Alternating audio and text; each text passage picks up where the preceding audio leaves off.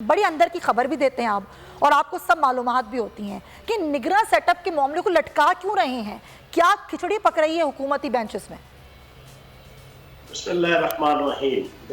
देखिए आपके सामने है कि लीडर ऑफ द हाउस की तरफ से जो 3 साबिक ब्यूरोक्रेट्स के नाम आए, वो तीनों शफाफ लोग थे, साफ सुथरे लोग थे, और उनके नामों के ऊपर आम पब्लिक में से और जो उनको जानते हैं कोई उंगली नहीं उठा सकता था।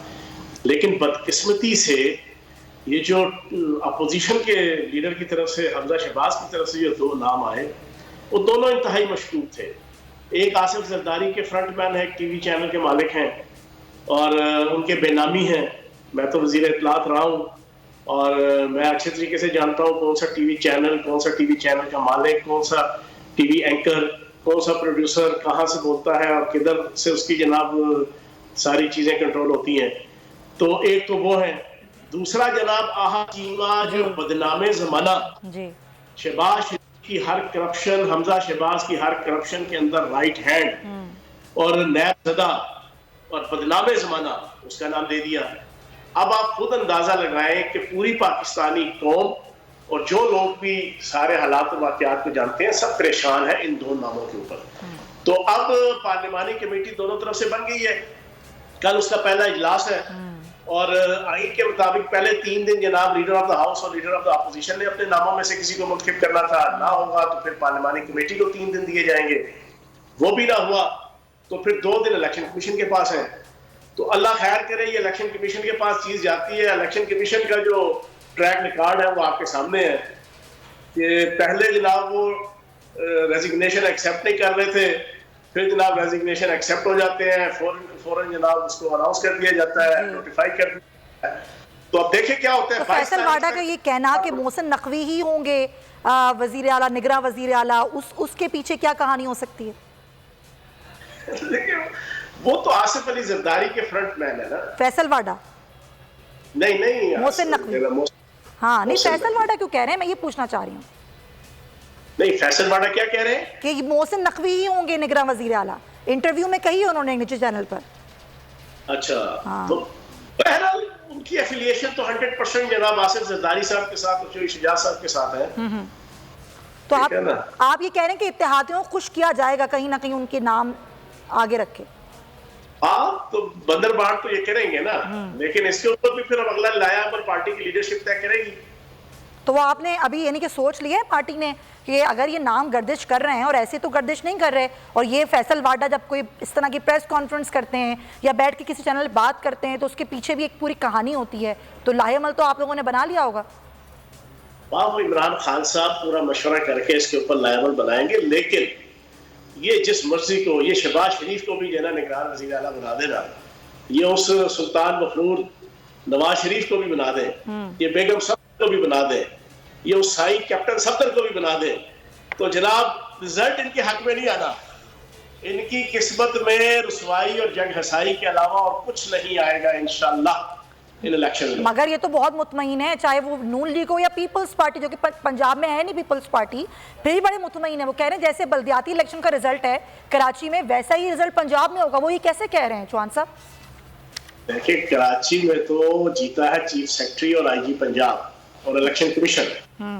वहां नून लीग जीती, ना पीपल्स पार्टी जीती, ना जमात इस्लामी जीती। वहां पे चीफ सेक्रेटरी सिंध जीता, वहां पे आईजी सिंध जीता, वहां पे इलेक्शन कमीशन जीता है। वो 2-2 हजार वोटों का जनाब यूसी का रिजल्ट, वो 2-2 दिन नहीं आ रहा। हमने तो कभी नहीं सुना था। 10% आबादी, 10% कराची की। क्या कहा आपने? 10% आबादी थी सर वो कराची की, 10% आबादी निकली थी।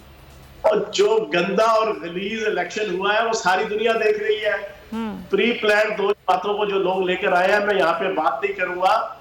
जिन लोगों ने अपनी तरफ से मैकेनिकी की है पीटीआई को खत्म करने के लिए, पीटीआई का मैंडेट चुराने के लिए, पीटीआई के मैंडेट को खत्म करने के लिए, वो सारों को समझ आ गई। 8-9% जनाब आपका टर्न आउट, और फिर उसके बाद जिस तरीके से 2 पार्टियों को प्री प्लान लाया गया है और धांधला करके और 2 नंबरी करके और चक्करबाजी करके, मेरे पास वो वीडियो क्लिप्स पड़े हुए हैं। तो जनाब सारा बैठा जनाब मोहरे लगा रहा है, छप्पे लगा रहा है जनाब। ये आवाम को पता है सारा कुछ। पंजाब के अंदर और केपीके के अंदर ये चीजें नहीं चलने देंगे, वहां पे सिंध में पता है।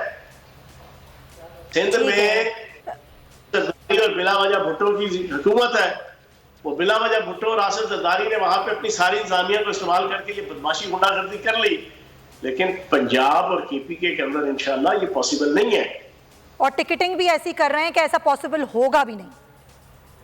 हाँ देखें, हम कोशिश तो यही होगी कि कैंडिडेट वो हो जिनको तजर्बा भी हो, जो सारे गुरसुर जानते हो, इलेक्शन लड़ने के, अदारों को डील करने के, इलेक्शन के जितने एस्पेक्ट्स हैं, पहलू हैं, उन सारों के ऊपर उनकी महारत हो।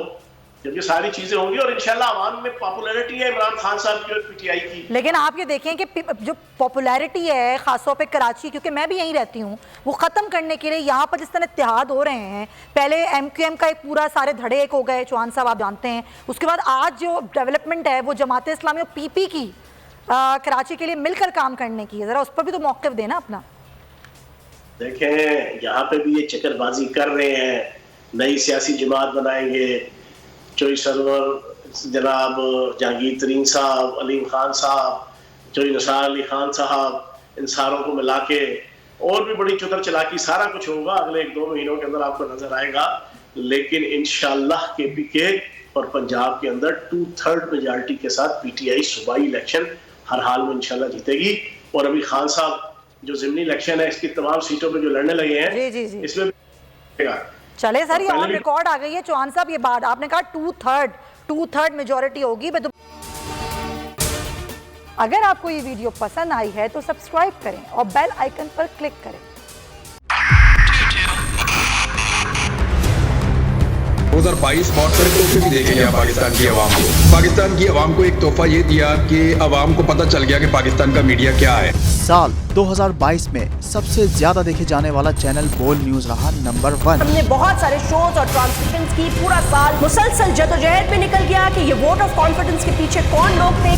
तोड़े रेटिंग के सभी रिकॉर्ड। सोशल मीडिया पर भी सबसे ज्यादा तेजी से 2.4 बिलियन व्यूज का संगे मील अबूर किया। एंकर्स को भी आवाम में सबसे ज्यादा मकबूलियत मिली और सोशल मीडिया पर भी बोल रहा सब पर भारी। सब्सक्राइब करें और बेल दबाएं ताकि कोई खबर रह न जाए।